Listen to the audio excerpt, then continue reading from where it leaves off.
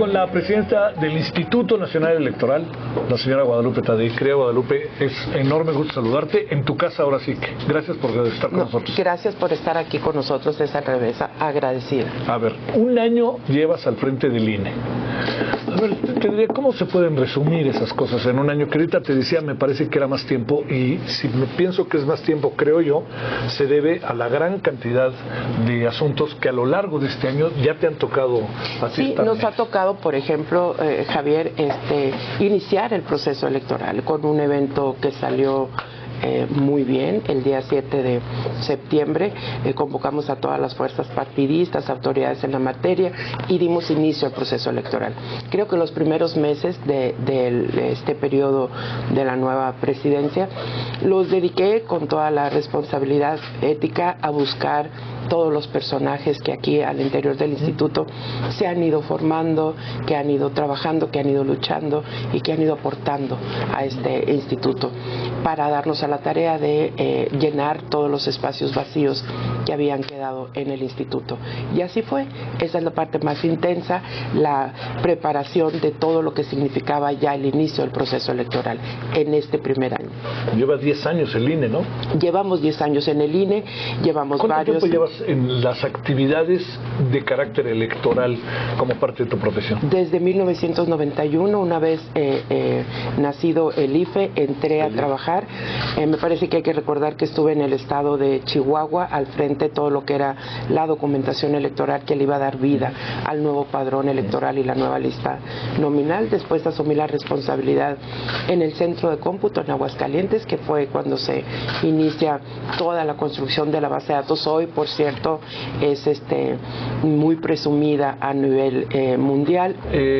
A ver, el INE, ¿cómo ves al INE?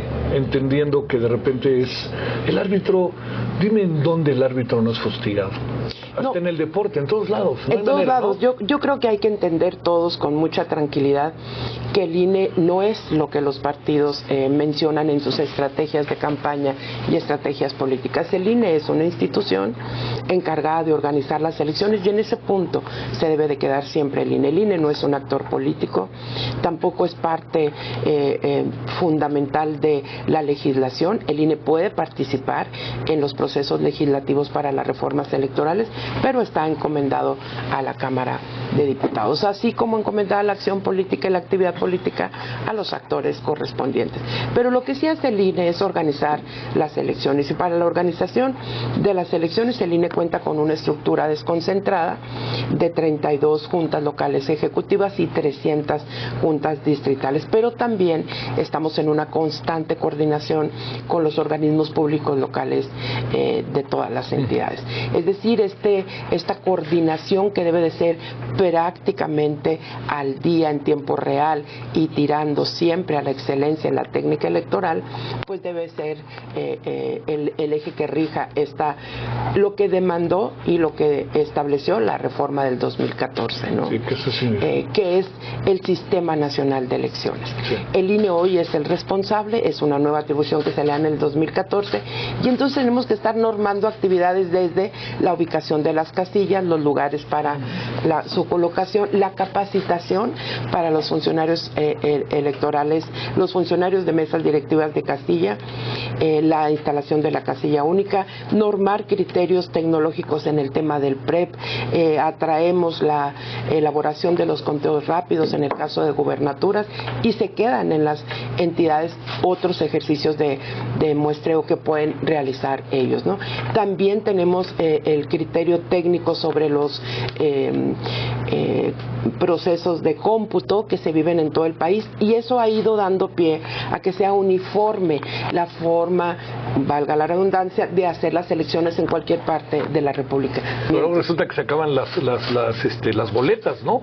Porque de repente, a ver, ahí cómo hacerle. Javier, que yo te comparto con mucho gusto que en este proceso electoral en la Ciudad de México y en el estado de Puebla tendremos una prueba piloto que es sobre las casillas especiales, que es donde se acaban, o la nota del día es que ya se agotaron las boletas en una casilla especial. ¿Por qué nacen las casillas especiales que instalamos en el INE? Y eso hay que tenerlo muy claro todos. Nacen porque hay ciudadanos que ese día no se pueden quedar en su lugar en donde tienen la opción de votar por diferentes razones. Y entonces se le denomina ciudadanos en tránsito.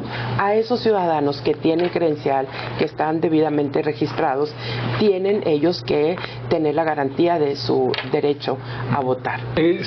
A ver, se ha hablado mucho respecto al PREP, que como sea, de alguna otra manera nos sirve, ¿no? El programa de resultados preliminares. Ahí luego se dice que si bajo el presupuesto, si no bajo el presupuesto, ¿qué va a pasar con el PREP? A ver, el PREP es una de las 3 herramientas con las que cuenta esta institución para dar certeza y confianza a la ciudadanía.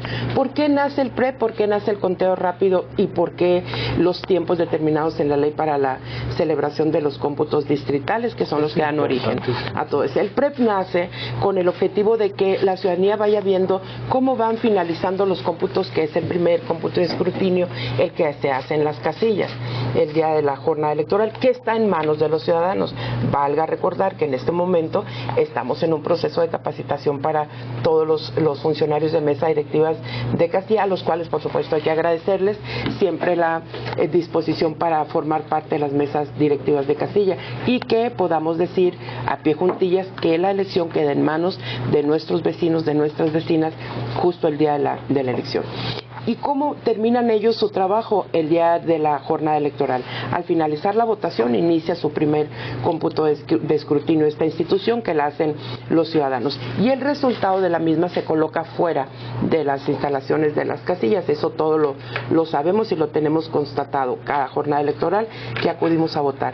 Después de eso, esa acta, ese resultado se transmite al centro, en donde se va a estar transmitiendo a su vez hacia oficinas centrales los resultados del programa, resultados que los vayamos viendo. Los resultados preliminares, sí. Exactamente. Por eso es un programa de resultados electorales preliminares, porque es una copia fiel de lo que está sucediendo en cada una de las casillas. En estos pronósticos que ustedes hacen y que tú has de pensar, el ideal, cuando uno piensa cuánta gente iría a votar, pues lo que uno quisiera es que fuera el 100%.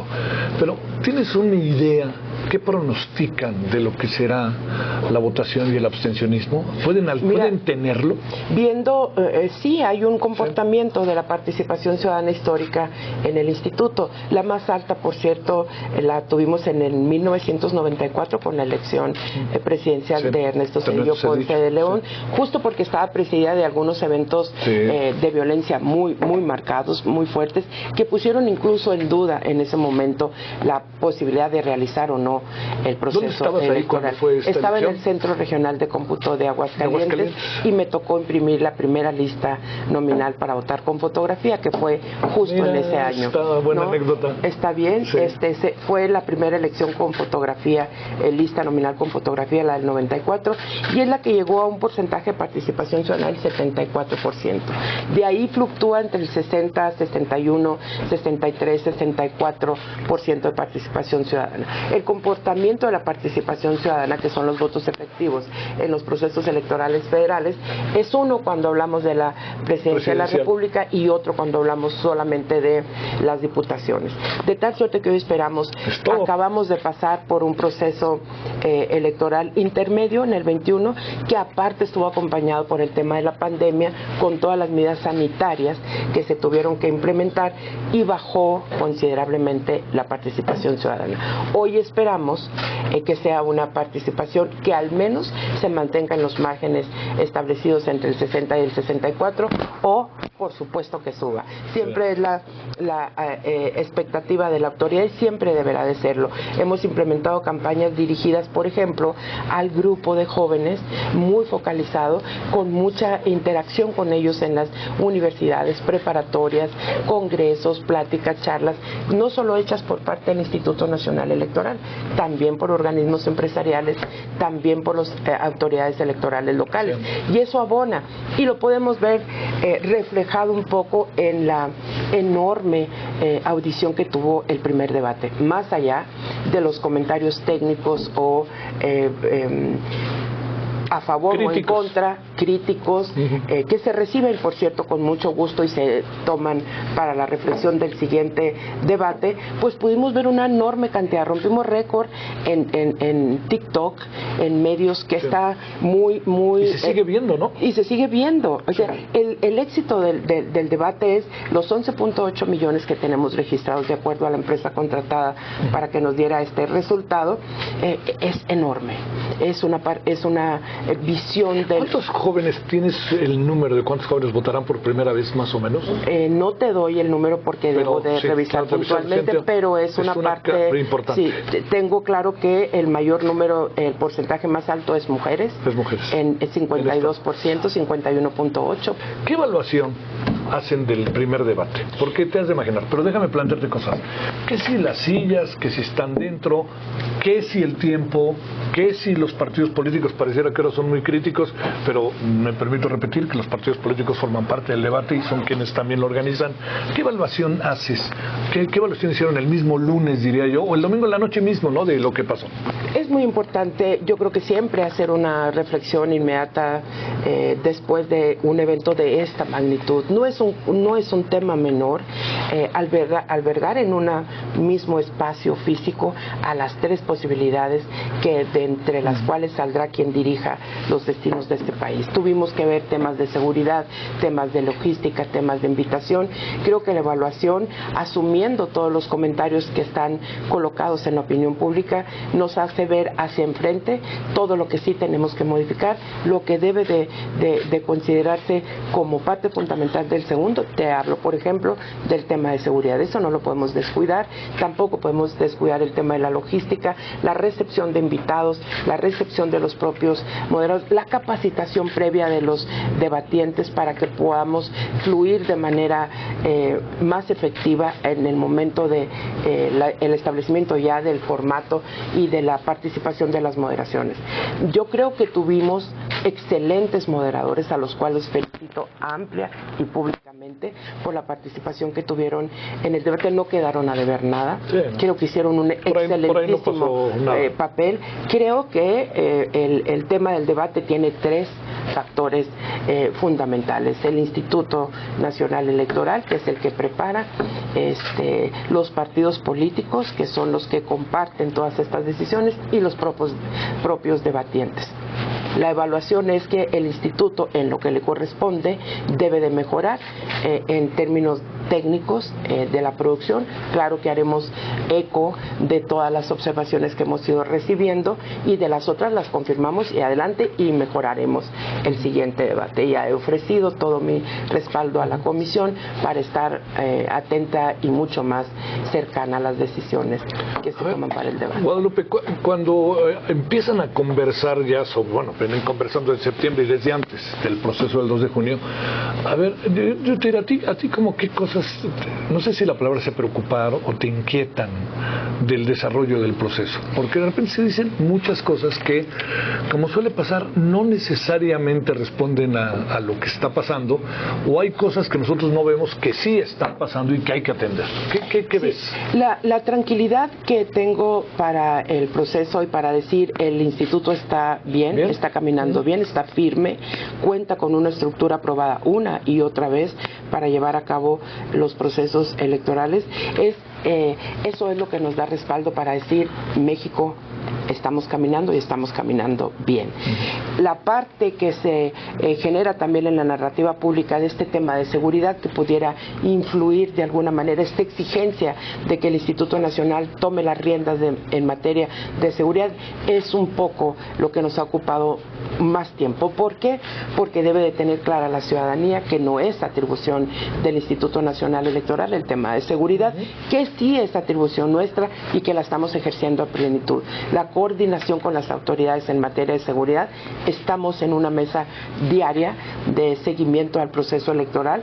Las entidades están todas en este momento en ese seguimiento, que es en la parte que públicamente pudiera estar siendo señalado el proceso electoral en su conjunto, no necesariamente la autoridad electoral, porque todos, actores, medios de comunicación, grupos empresariales, organizaciones de la sociedad sociedad civil y la ciudadanía en general, todos sabemos que el INE siempre ha garantizado esta coordinación en materia de seguridad. El tema de, por ejemplo, el tema que está ahí en la mesa, del cual sí que has hablado, ¿no? Violencia política, retiro de candidaturas por parte de algunos candidatos, ¿no? Por temor, y también como un clima que es tenso y difícil. Se habló de Chiapas, ¿no? Por ahí alguien dijo que se deberían de posponer las elecciones. ¿Lo recordarás en Chiapas? A ver, de esto sí en general. En general. Es general y particular. ¿No? Es general, sin embargo, tan general que no podemos hablar que es en todo el territorio nacional, ¿no?